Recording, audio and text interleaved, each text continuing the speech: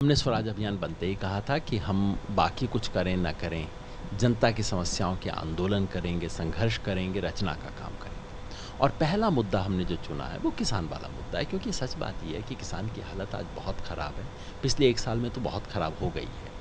फसलें ख़राब हो गई हैं, दाम गिर गए हैं, यूरिया मिला नहीं, और बचे-खुचे जो बाद में फसलें बर्बाद हुईं, उसका मुआवजा नहीं मिल रहा, और अब सरकार ज़मीन छीनने की तैयारी और कर रही है। तो मतलब ये तो चारों तरफ से कंगाली में आटा गीला की स्थिति इस वक्त किसान की है। जी, तो हम सरकार से कह रहे हैं कि सवाल केवल भूमि अधिग्रहण अध्यादेश का नहीं है।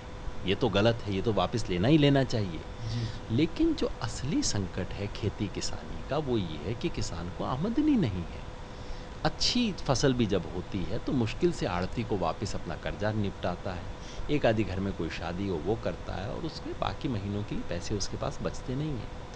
तो ऐसी स्थिति में किसान की आमदनी की एक व्यवस्था हो, किसान को जब कोई क्षति हो तो उसका बीमा हो, ऐसा बीमा जो सचमुच उसको काम आ सके, किसान को लोन मिलने की गुंजाइश हो। तो किसान के जो मुख्य मुद्दे हैं, उन मुद्दों को लेके हम जय किसान आंदोलन चला रहे हैं। जी। शुरू कर रहे हैं अभी इसी माह से, जून माह से हम शुरू कर रहे हैं इस आंदोलन को। और जुलाई के अंत में जब संसद अपना सत्र करेगी, और जब लगता है कि अब तो जॉइंट सत्र ही करना पड़ेगा इस जी, भूमि, जी। ऐसे समय में हम अपने आंदोलन की आवाज़ को लेके एक यात्रा की शक्ल में लेके उसे दिल्ली पहुंचेंगे, और किसान की आवाज़ देश की संसद को पहुंचाने का प्रयास करेंगे। भारत एक कृषि प्रधान देश है, लेकिन आज किसान की दुर्दशा बुरी तरीके से हो रही है। आज किसान के घर अगर किसान के बच्चे की कोई शादी वाला आता है, तो वो ये कहने को एग्री नहीं होता है कि मेरे घर में ज़मीन है। जबकि आज से 20 साल पहले जब लोग शादियाँ करते थे अपनी बेटियों की, तो पूछते थे कि आपके नाम कितनी ज़मीन है।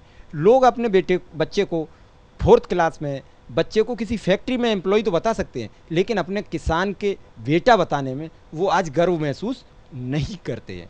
फिर भी उस कृषि प्रधान देश का किसान आज भुखमरी के कगार पर पहुंच चुका है।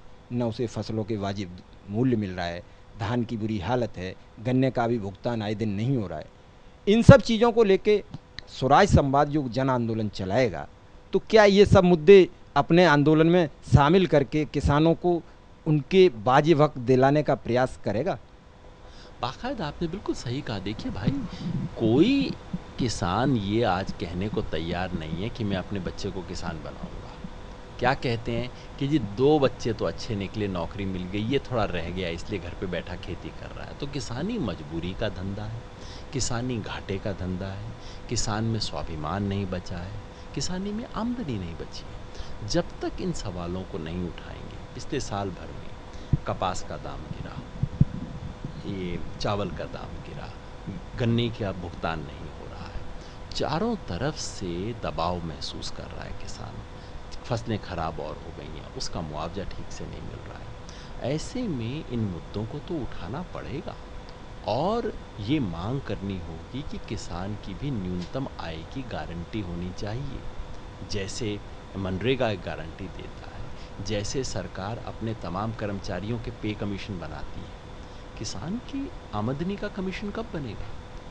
भारत सरकार का छोटे से छोटा कर्मचारी, अदने से अदना कर्मचारी जिसको चपरासी बोलते थे, वो कर्मचारी अगर किसी गांव में भी नौकरी कर रहा हो, कोई सिटी कॉम्पेंसेटरी अलाउंस उसको नहीं मिलता, उसको भी 16,500 रुपया तनख्वाह मिलती है। और आज किसान 16,500 रुपया महीने की आमदनी कहाँ से करता है? 5 एकड़ के किसान को नहीं होती ऐसी आमदनी, 10 एकड़ के किसान को नहीं हो पाती है। इसलिए वो भागते हैं कि भाई चपरासी बना दो, लड़के को कुछ भी बना दो, लेकिन किसान ना बन जाए। उससे बचाना है। आज अगर किसान के सवाल पे संघर्ष नहीं हुआ, तो इतिहास का लेखन तो बिल्कुल स्पष्ट है।